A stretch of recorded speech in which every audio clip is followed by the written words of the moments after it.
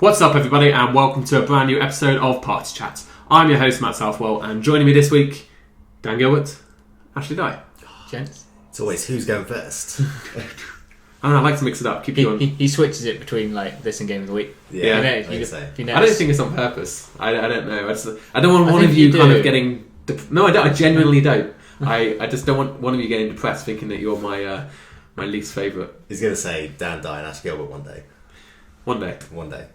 Maybe I'll just announce you both as like Gilbert and Gilbert, you got married. And obviously you're the bitch who took his name. Anyway, Party Chat is a weekly show that the three of us do where we get together to discuss about a particular topic, video game related. It's basically 15 minutes, 10 minutes, anything goes.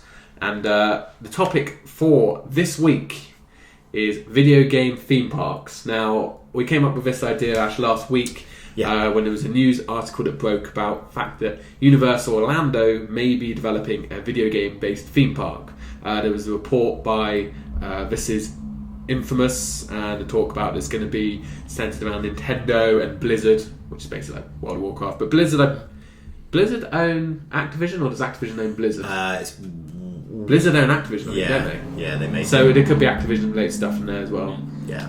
They're connected, so that's fine. Yeah, they are. Basically from that I thought, well, if you were Involved. the president, the big cheese standing on top of the mountain, I don't know what, it's a metaphorical mountain. It's like Space Jam now. It's Yeah. like more on mountain. You're like, Yeah. Anyway, if you had the money, what would you build in your theme park to make it a good video game theme park? That's the question I was trying to get to. Right. Now, I will lead off with saying that there was talking here that there was going to be a Mario Kart ride, which to me makes a lot of sense. I think that would make a really good roller coaster, like flying around, and then maybe oh, it's going to be a roller coaster rather than just setting people off on go-karts. Like Dodgems. it better be a roller coaster, and then there'll be it'll be flying around, they'll be going around on a straight, and then while the cart's still facing that way, it will do like a quick loop, like to replicate the spinning on the banana peel. And everyone in the front carriage always gets blown up at the end by something blue. I don't know what. Blown up, not literally blown up, obviously. But Yeah. You mean like blue watercolour and just... Yeah, like front row does get wet or something. Yeah. I think that would be a really cool ride. That would be a good that ride. makes sense. Yeah. There's talk of Pokemon, which is obviously endless possibilities. I don't see how that would fit as a ride. I mean, they don't... It'll be like a safari thing where they just like let you out into like an enclosure and you just get to throw things at animals and like try and capture them. Yeah. So basically, it's going to be a park of animal abuse. I think you'd have to have like a haunted house with like The Last of Us with a load of clickers. That could be cool. Yeah.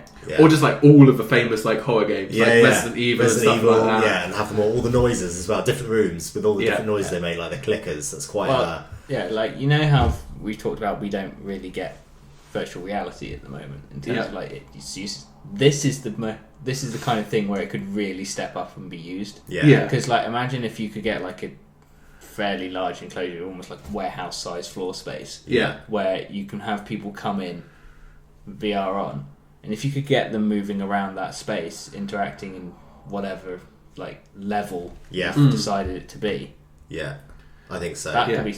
It's definitely done there because I mean, like you go to theme parks now and you get like 4D stuff, which basically you get given the 3D glasses and it's basically just a 3D screen. But then on top of that, you get like water thrown at you. Not like thrown at you, but like dropped. I know what you mean. Yeah, it comes up the stuff like seats that, and you stuff got out air seats that blows and in your stuff. face. Yeah. You So there would definitely be some sort of like 3D, 4D kind of ride similar to that. Don't know necessarily what kind of video games off the top of my head that would be.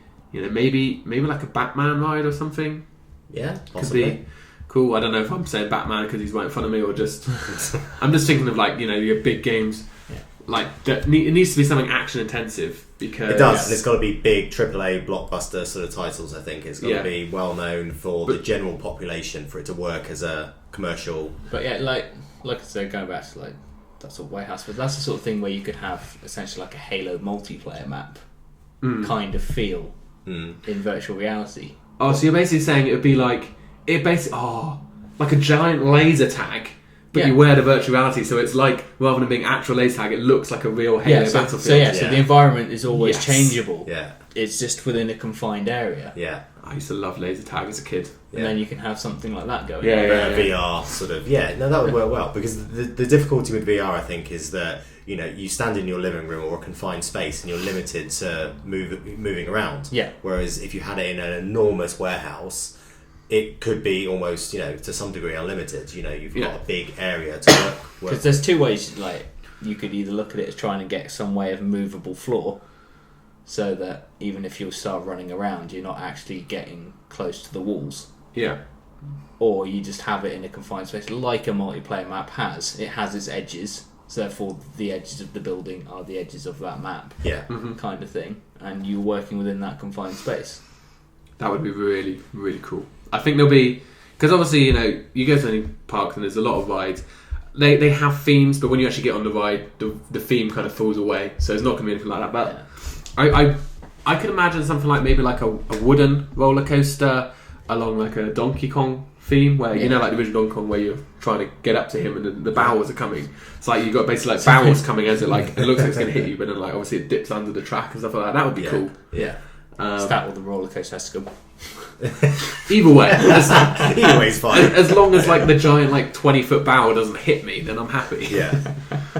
But like. Yeah, I think either way, the possibilities are endless with this. I think there are just so many iconic scenes and different things that we see in games from olden days right up until now. Yeah. I mean, it depends what kind of. I mean, if it is Nintendo, then it's obviously going to be maybe it's Universal. I always consider Universal to be more adult theme parks and Disney to be a bit more child-like. Yeah. But Nintendo it's difficult because people see Nintendo as childish, but actually a lot of Nintendo fans are probably not children anymore, because it's the people that were children when Nintendo came to power, for want of a better words. So like they're now in their 30s and stuff. So I think that what has got to be there as well, without a shadow of a doubt, there's got to be a giant arcade with basically all of classic arcade games, and then some newer games incorporated in there as well.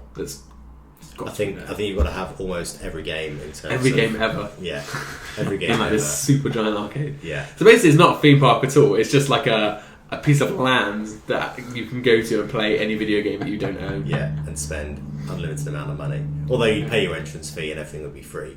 Yeah, obviously. Well, no. Actually, no, that wouldn't happen. Whenever you go to a normal theme park now, the only thing your entrance gets you is your entrance and ride and free rides. Yeah. You don't. Oh yeah. When you go to arcades and stuff, you still have to spend the money. Yeah. No, that's But I'd like to think that if they were doing it as a video game, like if there was, games consoles or whatever arcade machines, that they would be actually free. I think what would also be really cool is you go to these parks and now and you see it's not all rides, you see shows and stuff. Yeah. So they could have a show centered around. Enemies versus enemies. Yeah, but kind of Master Chief versus maybe Mario. they're showcasing how they. Well, that could work. It could work. Master Chief versus Mario, or Batman versus Sonic. I don't know. In the ring. Sonic's a bitch. In the blue corner. In the ring. In the blue corner. And in the gold ring. Yeah. I was going to go a little bit more serious and basically say they show a scene of how they do mocap and stuff as well. Yeah. It'd be good if it was Epcot. I don't know if have you guys ever been to Disney? No. What? Walt Disney World? Yeah, in Florida. Yeah. You been? Yeah. Okay. I'm just asking. Yeah. Epcot is kind of got some educational stuff to it as well. No? Epcot. Yeah. Epcot. It's the name of one of the Disney parks that you've apparently been to? I've not been to Epcot. Okay. Well, it's one of the Disney parks anyway. I've been to Universal Studios and Walt Disney World and SeaWorld and all that stuff, but there's 4 Disney parks. Yeah. I feel like we're getting off track a little bit here. We are. But there were 4. There's the Magic Kingdom, Animal Kingdom, Epcot, and a 4th one. Okay. Anyway, and the one no one goes to. Yeah. I can't remember. Anyway, my point is, it would be good to have a thing where they show how they do mocap and stuff like that. So there's some sort of. I think that'd be really kind of a fake scene, a really dramatic scene or something. Yeah, they do have show. Yeah, I suppose they always do shows at these theme parks, so I suppose they could have that, or get you involved in putting together bits for a video game and making your own bit of a video game. I don't know. There will definitely be something where you can put yourself into like some sort of video game or something. Yeah, and then you can pay for a mere £80 or something. You can pay for this 30. Well, with the facial sort of recognition software they've got in games that we see now, where it's that's such and such in a game, and you see people, actors in a game, and they look like it's real life. We were talking about this in the Game of the Week show this week. I think that's definitely possible. That will definitely happen. As long as there's lots of roller coasters, that's all I care about. Yeah. I mean, I don't go on the Hulk roller coaster at Universal because it's the Hulk roller coaster. I just go on it because it's a fun ride. Yeah. Like, the theme is just a way to make people get in and buy all the merchandise, because that's what it will all be. Everyone will be buying all the merchandise and playing in the arcades where they make extra money. Yeah. The rides don't fucking matter. Yeah. At the end of the day. They just pretend they do, and it makes people feel better. Yeah. Yeah. Look, a theme park's a theme park, and I think generally if it's got enough things that appeal to enough people, it'll work. It makes sense. Video games are becoming like huge media kind of industry now. It's I would say in the next 5 to 10 years it overtakes video games. That'd be impressive. Overtakes movies as being kind of like, in terms of like revenue. Yeah. So I see that. It does make sense. Yeah. And I will go as soon as it exists, because I need any excuse I can to go to Florida. Yeah, I think I'm off to Florida this year, actually, October. Are you? I think so, yeah. Doing Florida and Vegas. At least they're close to each other. Yeah. I can't do 2 weeks in either, so I thought I'll do a week in each. Okay. Why can't you do 2 weeks in each? You can't. You mean you don't want to do 2 weeks? I don't want to do 2 weeks in each, no. Yeah. And plus, I wouldn't want to be away for a month. If you did like 2 weeks in Vegas, you'd be broke. Yeah, that's true. That's true. 5 days is enough. Yeah. Okay, cool. So that's it, I think, for this week. It was well discussed. Yeah.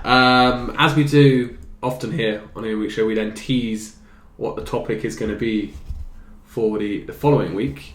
And seeing as we're kind of into August right now, I figured next week would be a good week to discuss maybe just a very simple conversation of what do you do in the summer lull of video games? Like, is there a game that you go back to and constantly play, or do you use it as an opportunity? Because August is basically the month where nothing comes out. Yeah. July, August is generally. I mean, okay, we had Batman in July, but August is the quiet month. Normally, you'll get Madden at the end of August, and that's about it. Yeah. So, in August, what do you use for your gaming time? I can tell from your excitement that it's going to be a riveting show. I just don't want to give anything away. I know. I'm just, I know, that's just your Vegas.